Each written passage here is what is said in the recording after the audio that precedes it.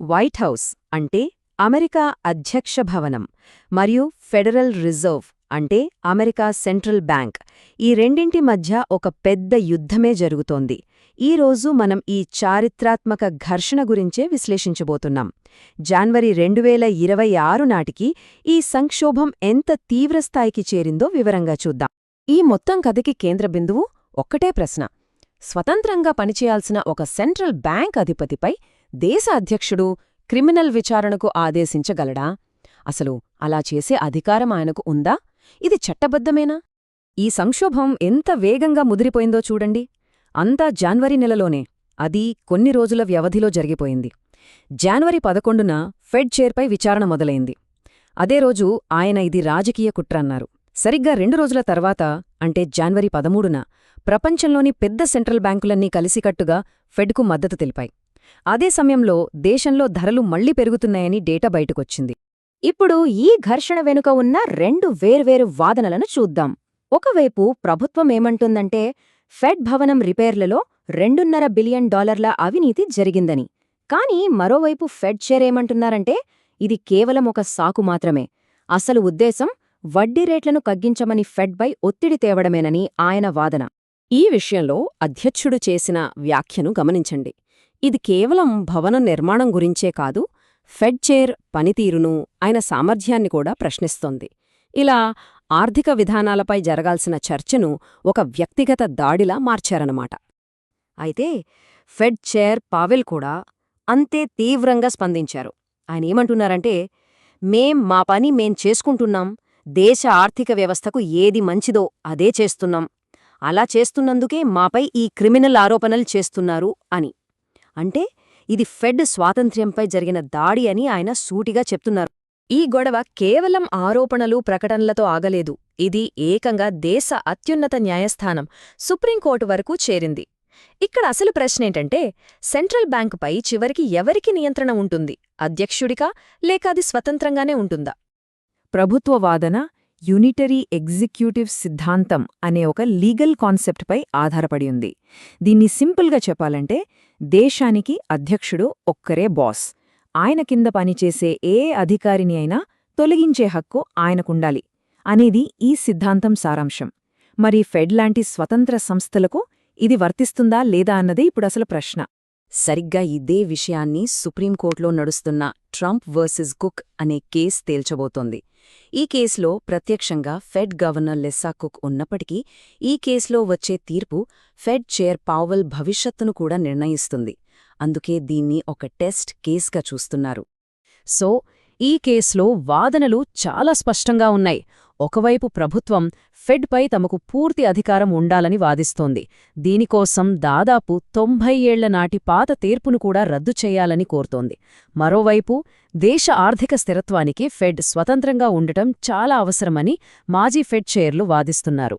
Court తీర్పు దేశ భవిష్యత్తునే మార్చేయచ్చు. ఇప్పుడు మనం ఈ సంక్షోభం వెనుక ఉన్న ఆర్థిక కారణాలను చూద్దాం. ఇది చాలా విచిత్రమైన పరిస్థితి.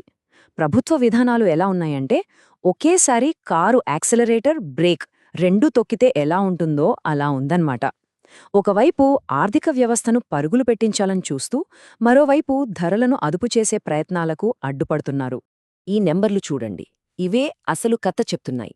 ఫెడ్ వడ్డీ రేట్లను ఎందుకు తగ్గించడం లేదో ఇవి స్పష్టంగా చూపిస్తున్నాయి. సిపిఐ అంటే కన్జ్యూమర్ ప్రైస్ ఇండెక్స్, మనం రోజూ కొనే వస్తుల ధరలు ఎంత వేగంగా పెరుగుతున్నాయో చెప్పే సూచిక ఇది. ఇది మళ్లీ 2.7% పెరిగింది. దీనికి ప్రధాన కారణం దిగుమతులపై వేసిన సుంకాలు. టారిఫ్లు అంటే విదేశాల నుంచి వచ్చే వస్తువులపై ప్రభుత్వం వేసే పన్నులు ధరలను ఎలా పెంచుతాయో చూద్దాం. ఇది చాలా సింపుల్. ఫస్ట్ ప్రభుత్వం పన్ను వేస్తుంది, ఆ తర్వాత కంపెనీలు ఆ పెరిగిన భారాన్ని మనమీద అంటే వినియోగదారుల మీదకు నెడతాయి. దానివల్ల షాపుల్లో వస్తువుల ధరలు పెరుగుతాయి. దాన్నే మనం ద్రవ్యోల్బణం. ఈ చార్టు చూస్తే ఆ వైరుధ్యం ఇంకా స్పష్టంగా కనిపిస్తుంది. ఒక పక్క ఏమో ద్రవ్యోల్బణం పైపైకి వెళ్తోంది, మరోపక్క ఏమో వడ్డీ రేట్లను వెంటనే తగ్గించమని రాజకీయ డిమాండ్. ద్రవ్యోల్బణం పెరుగుతున్నప్పుడు వడ్డీ రేట్లు తగ్గించడం నిప్పుమీద నీళ్లు కాకుండా పెట్రోల్ పోసినట్టు అవుతుంది. ఈ రెండింటినీ ఒకేసారి సాధించడం అసాధ్యం. 4.16%. ఈ ఒక్క నంబర్ చాలు మార్కెట్ ఈ గొడవపై ఏం తీర్పిచ్చిందో చెప్పడానికి. ఇది 10 ఏళ్ల ప్రభుత్వ బాండ్లపై వచ్చే రాబడి. దీన్నే యీల్డ్ అంటారు. ద్రవ్యోల్బణం పెరుగుతుందనే భయంతో పెట్టుబడిదారులు ప్రభుత్వం దగ్గర అప్పు పెట్టాలంటే ఎక్కువ వడ్డీ అడుగుతున్నారు. అంటే మార్కెట్ ఫెడ్ వాదనతో ఏకీభవిస్తోందన్నమాట. అమెరికాలో మొదలైన ఈ గొడవ ఇప్పుడు అంతర్జాతీయంగా కూడా ప్రకంపనలు సృష్టిస్తోంది. అమెరికా మిత్రదేశాలు, ఇతర ఆర్థిక శక్తులు ఈ సంక్షోభాన్ని చూస్తూ ఊరుకోలేదు. వాళ్లు కూడా ఇందులో జోక్యం చేసుకుంటున్నారు. ఇది చాలా అసాధారణమైన విషయం. European central bank, bank of England లాంటి ప్రపంచంలోని ప్రధాన సెంట్రల్ బ్యాంకులన్నీ కలిసి ఒక ఉమ్మడి ప్రకటన విడుదల చేశాయి. మేమంతా ఫెడరల్ రిజర్వ్కు మద్దతుగా నిలుస్తున్నాం, సెంట్రల్ బ్యాంకుల స్వాతంత్ర్యం చాలా ముఖ్యం అని తేల్చి చెప్పాయి. ఇది అమెరికా ప్రభుత్వానికి ఒక పెద్ద హెచ్చరిక లాంటిది. అసలు ప్రపంచానికి ఎందుకంత కంగారు? ఎందుకంటే అంతా డాలర్తో ముడిపడి ఉంది. ఈ చార్ట్ చూడండి. ప్రపంచ దేశాల విదేశీ మారక నిల్వల్లో దాదాపు 60% యుఎస్ డాలర్లలోనే ఉన్నాయి. డాలర్ స్థిరత్వం దాని వెనుక ఉన్న ఫెడ్ విశ్వసనీయతపై ఆధారపడి ఉంటుంది. ఫెడ్ స్వాతంత్ర్యానికి ముప్పు వస్తే అది డాలర్ను బలహీనపరుస్తుంది. దాని ప్రభావం మొత్తం ప్రపంచ ఆర్థిక వ్యవస్థపై పడుతుంది. సరే, ఇదంతా బాగానే ఉంది. మరి ముందు ముందు ఏం జరగబోతోంది? ఈ సంక్షోభం ఏ మలుపు తీసుకుంటోంది? రాబోయే 6 నెలల కాలంలో 3 రకాల అవకాశాలు మనకు స్పష్టంగా కనిపిస్తున్నాయి. వాటి గురించి ఇప్పుడు చూద్దాం. మొదటిది, అత్యంత తీవ్రమైనది, ఫెడ్ చైర్ను తొలగించడం. దీనికి 20% అవకాశముంది. ఒకవేళ సుప్రీంకోర్టు ప్రభుత్వానికి అనుకూలంగా తీర్పిస్తే అధ్యక్షుడు వెంటనే ఫెడ్ చైర్ను తొలగించవచ్చు. ఇది జరిగితే మార్కెట్లలో పెనుతుఫాను ఖాయం. స్టాక్ మార్కెట్ కుప్పకూలుతుంది, ద్రవ్యోల్బణం అదుపు తప్పుతుంది. రెండవది, మరియు జరగడానికి ఎక్కువ ఆస్కారమున్నది, ప్రతిష్టంభన. దీనికి 60% అవకాశముంది. సుప్రీంకోర్టు తన తీర్పును వాయిదా వేస్తూ పోతే నెలల తరబడి అనిశ్చితి కొనసాగుతుంది. ఫెడ్ ఏ నిర్ణయం తీసుకోలేని పరిస్థితి ఏర్పడుతుంది. ఇది స్టాగ్ఫ్లేషన్ అనే ప్రమాదకరమైన పరిస్థితికి దారితీయవచ్చు. అంటే ఆర్థిక వృద్ధి ఆగిపోయి ధరలు మాత్రం పెరుగుతూనే ఉండటం. ఇక మూడోది, ఫెడ్ ఎదురుదాడికి దిగడం. దీనికి కూడా 20% అవకాశముంది. ద్రవ్యోల్బణం అదుపు తప్పితే ఫెడ్ తన స్వాతంత్ర్యాన్ని, తన బలాన్ని నిరూపించుకోవడానికి వడ్డీ రేట్లను ఇంకాస్త పెంచవచ్చు. ఇది ఆర్థిక వ్యవస్థను నేరుగా తీవ్రమైన మాంద్యంలోకి నెట్టేస్తుంది. చివరగా ఒక ముఖ్యమైన ప్రశ్నతో ముగిద్దాం.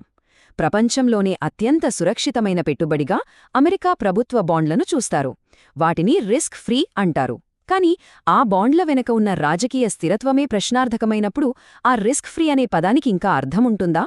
ఈ ప్రశ్న ఈ సంక్షోభం ఎంత తీవ్రమైనదో మనకు గుర్తుచేస్తుంది.